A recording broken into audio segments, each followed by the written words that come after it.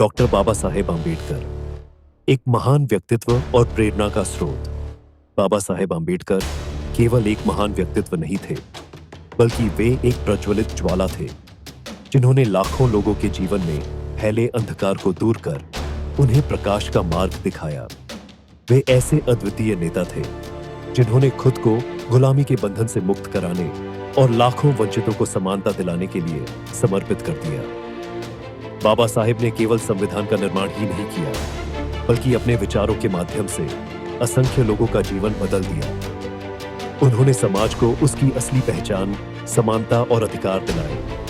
उनका जीवन प्रेरणा से भरा हुआ था और उनके विचार आज भी हमारे लिए एक मजबूत आधार है। तुम जितना सीखोगे, उतना ही मजबूत बनोगे। बाबा साहेब का यह संदेश हमें यह सिखाता है कि शिक्षा, शक्ति और विश्वास ही हमारे असली स्रोत हैं।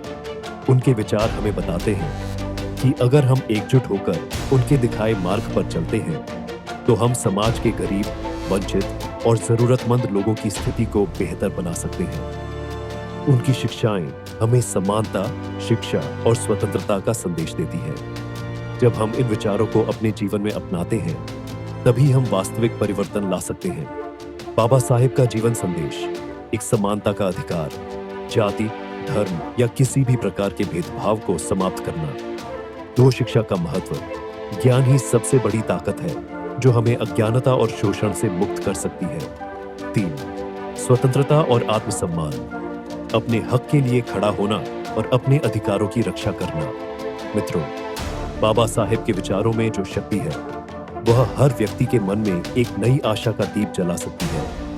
उनकी शिक्षाओं का पालन करके हम एक ऐसा समाज बना सकते हैं जहां हर व्यक्ति को समान अधिकार मिले और जहां जातिगत भेदभाव और अज्ञानता का कोई स्थान न हो। अब समय आ गया है कि बाबा साहेब के विचारों को आत्मसात करें, समाज के उत्थान के लिए एकजुट होकर कार्य करें, शिक्षा, समानता और स्वाभिमान के मार्ग पर चलें।